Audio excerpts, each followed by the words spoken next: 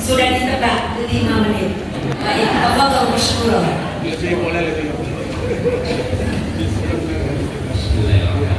Assalamualaikum warahmatullahi wabarakatuh. Alhamdulillahirabbil alamin. Wassalatu wassalamu ala asrofil anbiya'i wal mursalin sayyidina wa maulana Muhammadin wa ala alihi washabbihi ajmain. Saya bawa timer, mudah-mudahan nggak lebih waktu ya.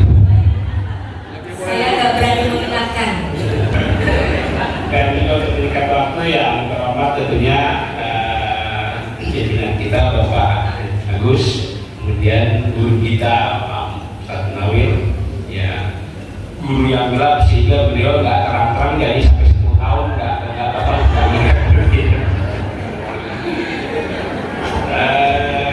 Kori internasional kita dan para undangan semua yang hormat dan kami satu-satu, dan yang terutama tentunya guru kita Tuan Guru Kiai Haji Munawir Asri. Mudah-mudahan beliau diberikan kelancaran dari perjalanan dan tepat waktunya bisa bersama kita untuk memberikan ujiannya dan arahan kepada kita.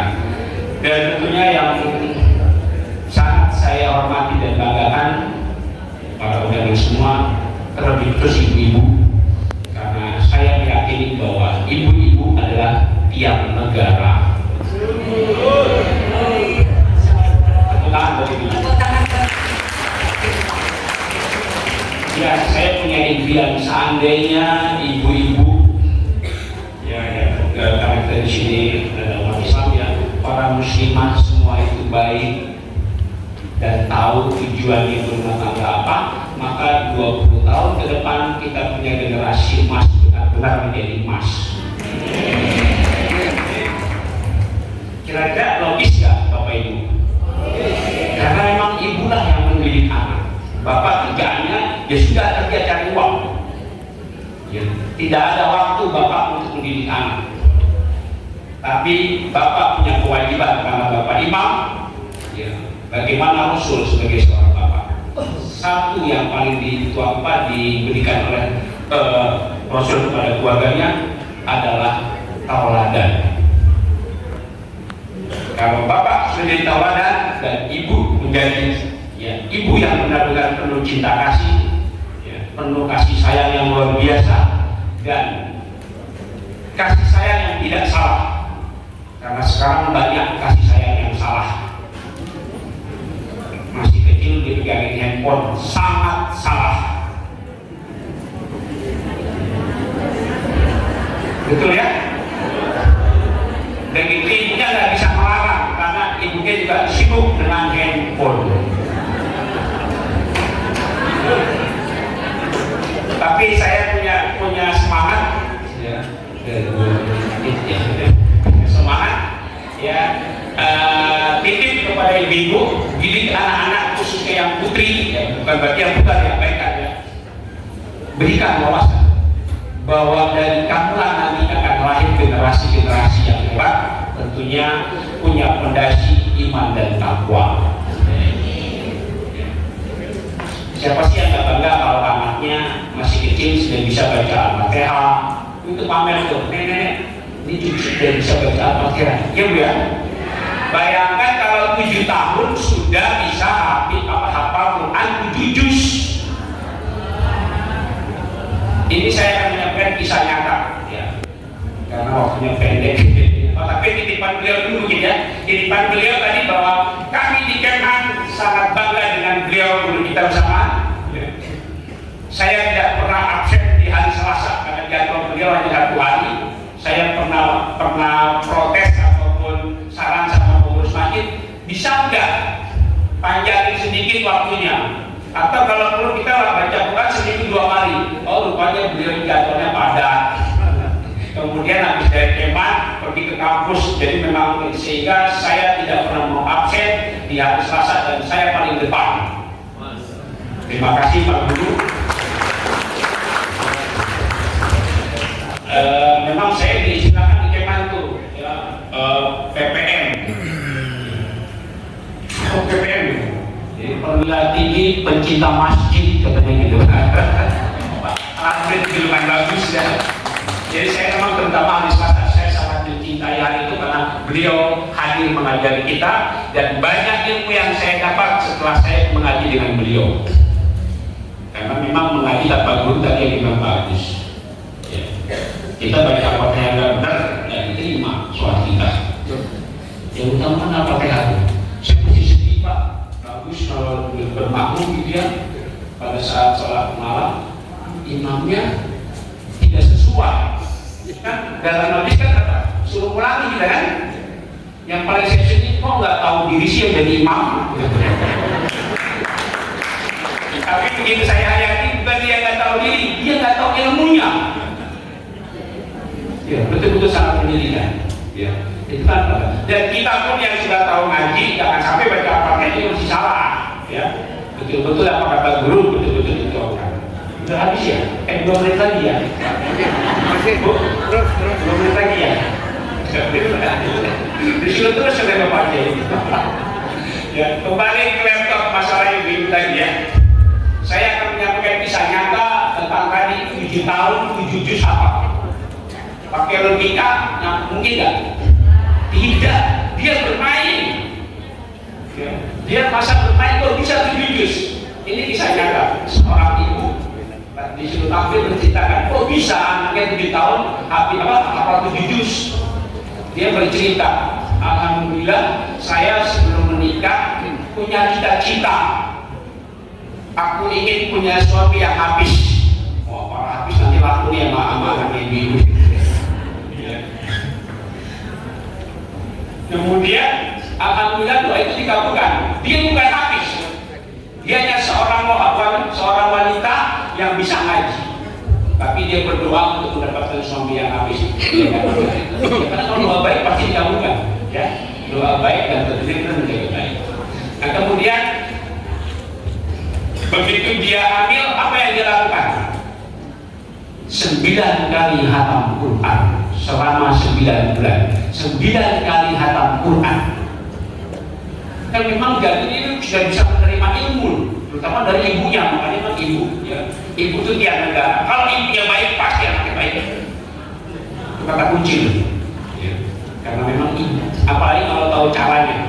Seperti tadi, hamil yang digeluti Al-Quran, sehingga si janin ini yang mencintai Al-Quran. Begitu bayi itu bisa memegang meraba, dia bikin mainan, bukan setelah bayi lahir dia menimang, bukan timang-timang yang pada umumnya nani bukan, atau lagu-lagu, tapi timangan dia adalah timangan ikro. Abata saja mau gagal, itu yang dia lakukan kepada si bayinya. Begitu bayi bisa melihat, bisa memegang, dia bikin mainan juga hijaiyah, alif, dan seterusnya. Begitu dia bisa bicara, dia mencoba melangkah mengajari ikro, diawali dengan menggunakan huruf. Baru mau diajari, anak itu sudah langsung ngebut. Batas saja dan seterusnya sangat cepat, karena memang dari kandungan sudah mendengar Al-Quran. Dan terus dia mainannya setiap hari Al-Quran. Wajar kalau dia 7 tahun dia sudah hafal 7 juz. Karena tiap hari mainan Al-Quran. Kalau kita ini kan awal bangun tidur langsung handphone. Kita lihat di YouTube ya, ada anak bayi pegang handphonenya diambil, apa yang terjadi? Tantrumnya luar biasa. Ya. Bapak ngerti tantrum Pak? Itu bahasa ibu Pak. Berarti bapaknya belum jarang berdiskusi sama ibunya. Ibu sendiri tantrum, akhirnya ngamuknya yang wah kayak orang kesurupan. Betul Bu ya? Itu Bu ya, sedih bayi. Dan memang ini diciptakan untuk merusak kita. Walaupun ada yang positif. Ya. Jadi ada yang mengatakan Dajjal sudah hadir, dan Dajjal yang sesungguhnya adalah handphone, karena dia tidak bisa dibendung. Jangan senang kalau anaknya hantam di kamar. Dulu kita khawatir anak keluar kan? Khawatir. Sekarang jangan senang anak di kamar. Harus kita cek, tanya dengan bahasa lembut. Karena anak sekarang kalau dengan bahasa kasar langsung dia antipati Dan kita lihat perilaku anak sekarang. Wah, pokoknya nggak cukup kalau 10 menit itu. Singkat satu, ibu ya, sampaikan ke anak, baik yang laki yang perempuan, bahwa Allah berfirman dalam Al-Quran, laki yang baik kepada wanita yang baik, janji Allah. Wanita yang baik kepada laki yang baik, ini hukum dari Allah. Dan sebaliknya, wanita buruk kepada laki buruk. Jadi kalau pengen dapat jodoh yang baik, jadilah laki atau pemuda yang pemuda atau kalau perempuan namanya pemudi, jadi yang lupa ya. Jadi pemuda dan pemudi yang baik, karena semua berdoa, ya Allah beri aku istri yang soleha, ya Allah beri aku suami yang soleh. Kan begitu doanya. Nggak, walaupun orang itu bijak, preman nggak mungkin doanya, ya Allah beri aku istri yang bijak, nggak mungkin. Jadi janji Allah itu, ayo jadilah wanita yang baik, akan Allah datangkan laki-laki yang baik. Sama juga begitu ya. Jadi cowok yang baik direbut tuh sama cewek-cewek baik, harus susah kan dari cowok baik. Betul ya? Pak Ibu semangat. Mungkin itu telah disampaikan, ya, mohon maaf, tapi mungkin saya ingin menguji bahwa Allah telah berjanji kepada kita atau telah menentukan tentang siapa orang yang beruntung. Mudah-mudahan 2 menit ya. Ayatnya mungkin tahu semua karena pada mengaji semua. Kalau disambung ya. Auzubillahi minasyaitonirrajim. Ulaika ala hudam min rabbihim. Sambung. Ulaika humul muflihun. Ini di Al-Quran surat apa, ayat berapa nih? Ayat 5. Di mana lagi kalimat ini? Ada yang persis sama. Ayat 5 juga, yaitu surat Luqman, sama persis, diulangi lagi. Ulaika ala hudam min rabbihim wa ulaika humul muflihun. Nah, ini baru dapat hadiah ya. Siapa yang tahu artinya? Ayo dikasih waktu 1, 2, 3, 4, 5. Ada konek disuruh stop sama Juli. 4, 5 itu mananya. Inilah kelemahan kita umat Islam. Al-Quran itu petunjuk dari Allah. Bahkan bukan petunjuk apa umat Islam saja, petunjuk bagi manusia, huda linas.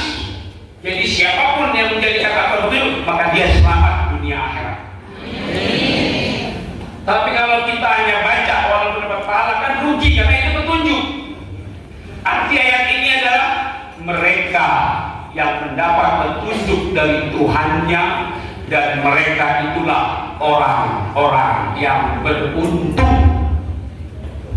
Allah menentukan sudah, mereka lah orang yang beruntung. Mau nggak jadi orang beruntung? Pasti mau semua. Emang siapa yang beruntung? Mungkin Pak Agus yang beruntung ya. Alhamdulillah. Ada yang berani ngaku sebagai orang beruntung? Allah sudah menegaskan bahwa orang beruntung yang paling lengkap saya lihat di Al-Quran adalah Al-Baqarah. Yang di Luqman hanya 3 poin, di Al-Baqarah dilengkap, dan itu pondasi. Kata Allah, orang yang beruntung adalah yang pertama, allazina yu'minuna bil ghaib. Mereka yang beriman kepada yang gaib. Dan dikatakan sama siapa yang beriman kepada yang gaib, maka dia beruntung. Agama mana yang Tuhan yang gaib? Hanya Islam. Yang lain ada wujudnya, ada patung, ada batu, ada pokok kayu, ada bulan, ada matahari, ada sapi. Jadi Tuhannya. Jadi jelas kita orang Islam beruntung, kata Allah. Amin ya, bersyukur kita menjadi seorang muslim. Tapi jangan hanya tadi baca doang, baca pahamnya, harus paham. Yang kedua yang beruntung, wa yuqimuna sholat.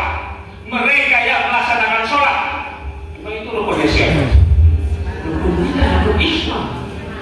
Dan ibadahnya kita Islam. Yang ketiga yang beruntung, wa mimma razaqnahum yunfiqun. Ibu-ibu ini harus hafal ayat ini supaya ngingetin bapaknya. Terus kalau bapaknya minta uang untuk sedekah, kasih, karena ini ayat luar biasa nih. Orang yang beruntung mereka yang menginfakkan sebagian rezeki yang kami berikan kepada Buka Al-Baqarah 261. Allah berfirman, perumpamaan orang yang menginfakkan hartanya di jalan Allah seperti sebutir biji yang menumbuhkan 7 tangkai. Katakanlah biji padi tumbuh 7 tangkai. Di setiap tangkai ada 100. Jadi berapa, Bu? Jago hitung Ibu. Yakin gak, Bu? Kenapa yakin? Karena ini adalah yang bicara Allah, yang dituangkan dalam Al-Quran. Ini firman Allah, dan kita beriman kepada Al-Quran, kepada Allah. Maka kalau sedekah jangan ragu-ragu. Bapak-bapak kalau hari Jumat lewat kotak itu, begitu buka dompet yang ditarik warna merah, ketawa gitu. Atau warna biru, atau warna hijau, 3 kilo 700 kali lipat kata Allah di Al-Baqarah 261. Kalau 100.000 jadi berapa tuh dikali 100? Gila dong, itu 1.000. Kalau 100.000 70 juta. Kok nggak mau? Kalau lagi ada uang maksudnya. Alhamdulillah saya melaksanakan ajaran dari almarhum Ali Jabir. Nah, kata Ali Jabir, kenapa? Almarhum. Apa ajaran beliau yang harus diingatkan? Sedekah subuh sampai diajari bikin kotak di rumah untuk anak-anak, tulisin sedekah subuh. Setiap pagi kamu mikir mau 1.000 kayak apa, tuang di situ. Kalau bapaknya suka lupa, ulangin masukkan di situ. Tapi jangan kalau nggak ada uang, tulisan sedekah subuhnya dirobek, udah oh. Ya, itu luar biasa. Mungkin saya sedikit pengalaman supaya membangkitkan semangat ya. Suatu ketika saya mengamalkan itu, alhamdulillah saya jauh dengan keluarga. Begitu buka mau sedekah subuh, kosong, tinggal 1 lembar warna biru. Di situ pasti kan setan lebih kuat loh, buat pegangan atau buat menjaga dompet. Tapi saya berusaha mengalahkan itu. Aku harus sedekah. Bismillah ya Allah, aku laksanakan dengan istiqomah sedekah subuh, beri aku rezeki. 3 jam Allah jawab. Hanya 3 jam dengan orang yang hanya ketemu sekali dia hubungi saya, bermaksud memberi uang jajan anak saya. Ya uang jajan anak kita kan tahun 2012 paling berapa ya? 500 sudah gede banget. Aku ditransfer 5 juta. Allah, itulah kebesaran Allah. Kita tidak tahu caranya Allah. Karena Allah bagaimana, Pak? Innama amruhu idza arada shay'an an yaqula lahu kun fayakun. Jangan pernah ragu. Ini kalau kita umat Islam karena begini kan, karena kita ragu sama Allah, masih bilang masih was-was. Tidak. Tadi kata bagus, semangat dan sabar. Yang keempat, walladzina yu'minuna bima unzila ilaika wa ma unzila min qablik, mereka yang beriman kepada Al-Qur'an, itu kan kita Islam. Dan yang kelima, wal bil akhirati hum yuqinun, mereka beriman kepada akhirat. Jadi 5 poin untuk kita beruntung beriman kepada Allah, sholatnya yang benar, kemudian bersedekah, Al-Qur'an yang sekarang itu mudah ini jangan hanya dibaca, hanya dipahami. Yang kelima, kita yakin bahwa akhirat adalah tujuan kita. Makanya ada perkataan bagus, kebanyakan orang berencana, ada rencana ke depan, rencana setelah pensiun, rencana masa tua. Tidak pernah merencanakan, menyiapkan rencana dan persiapan itu menjelang mati. Lupa, kita mati nggak tahu kapan loh. Itu saja, mohon maaf, mudah-mudahan memakan waktu. Bila itu, wassalamualaikum warahmatullahi wabarakatuh.